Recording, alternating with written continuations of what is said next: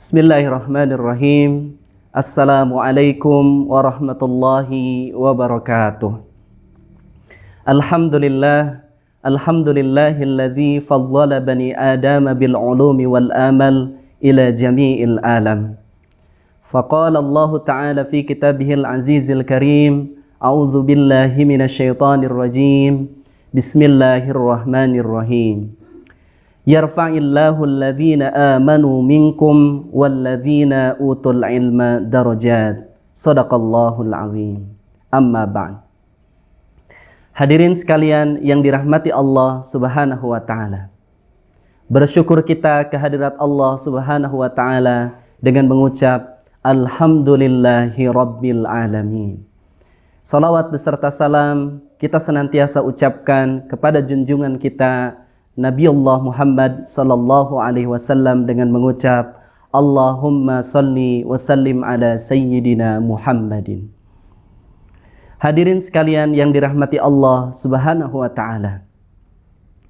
Dikisahkan hiduplah Nabiullah Sulaiman alaihi salam.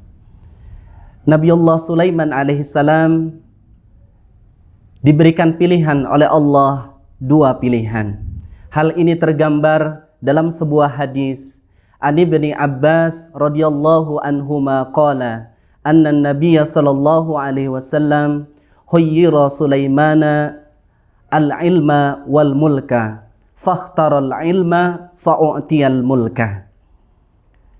Nabi Sulaiman pernah ditawari oleh Allah Subhanahu wa taala dua perkara, antara ilmu dan kedudukan.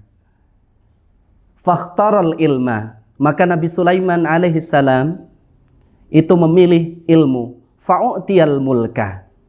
Nabi Sulaiman alaihi salam ketika beliau memilih ilmu, beliau dapat kedua-duanya. Ilmunya dapat, kedudukannya pun dapat. Subhanallah, betapa mulianya orang yang senantiasa memilih ilmu, karena Allah Subhanahu wa taala menjanjikan kemuliaan beberapa derajat untuknya. Hal ini tergambar pula secara indah dalam Al-Quran surah Al-Mujadilah ayat 11. Seperti yang disampaikan di pembukaan tadi. A'udzu billahi minasyaitonir rajim. Bismillahirrahmanirrahim. Yarfa'illahu alladhina amanu minkum walladhina utul ilma darajat. Allah akan meninggikan bagi orang-orang yang beriman dan berilmu beberapa derajat. Subhanallah, ilmu adalah urutan yang kedua setelah keimanan kita. Betapa mulianya ilmu, betapa mulianya orang yang berilmu. Hal ini pun diambil secara teguh oleh seorang ulama besar, yakni Imam Syafi'i.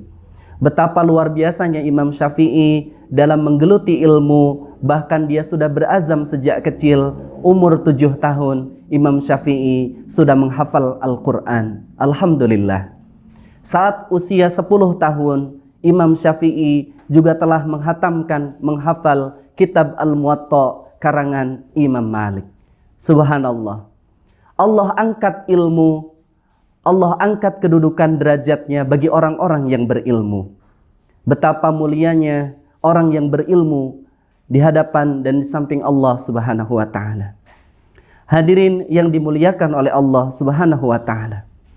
Ketika kita terapkan pentingnya ilmu di kehidupan kita, maka apapun pekerjaan yang kita geluti akan insya Allah aman dilaksanakan. Seorang pejabat yang berilmu, maka dia tidak akan menyalahgunakan kedudukannya. Seorang pedagang yang berilmu, maka dia tidak akan menyalahgunakan posisinya sebagai pedagang. Dia tidak akan mengurangi takaran atau menambah berat timbangan.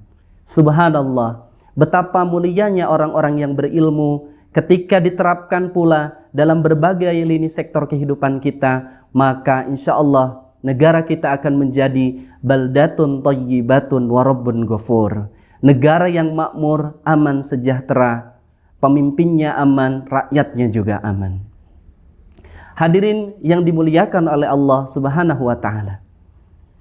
Kalau kita berbicara tentang ilmu, ini juga tidak ada hal yang mustahil yang kita bisa lakukan, karena semuanya perlu ilmu. Bahkan ketika kita usia oleh Allah Subhanahu wa taala sudah ditutup, nyawa kita sudah diambil oleh Allah Subhanahu wa taala, maka orang yang berilmu amalannya tidak akan terputus. Idza mata ibnu adama in qata'a amaluhu illa min thalathin. Jikalau anak Adam, jikalau manusia mati, maka semua amalannya terputus kecuali tiga perkara. Yang pertama adalah ilmu yang bermanfaat. Yang kedua adalah sedekah jariyah. Yang ketiga adalah anak yang soleh yang senantiasa mendoakan orang tuanya. Subhanallah, dari tiga amal yang tidak terputus itu adalah ilmu. Ilmu yang bermanfaat. Bagaimana kita melaksanakan ilmu yang bermanfaat adalah kita tidak menjalankan ilmu itu secara pribadi, akan tetapi kita bagikan ilmu tersebut melalui pengajian, melalui media sosial, sehingga ilmu kebaikan akan bertambah luas dan masyarakat akan juga menjadi orang yang berilmu, dan derajat ketakwaan kita akan diangkat oleh Allah Subhanahu wa taala. Subhanallah. Semoga kita senantiasa Allah Subhanahu wa taala angkat derajatnya dan menjadi ahli-ahli ilmu. Hadirin yang dimuliakan oleh Allah Subhanahu wa taala. Ketika kita berilmu, maka tidak ada yang mustahil. Salah satunya adalah ibadah kita. Jikalau ibadah kita tanpa ilmu, Allah Subhanahu wa taala tidak akan menerima amalan ibadah kita. Man amila amalan laisa alaihi ilmun fahuwa raddun. Barang siapa yang beramal tanpa didasari ilmu, maka amalan tersebut tertolak.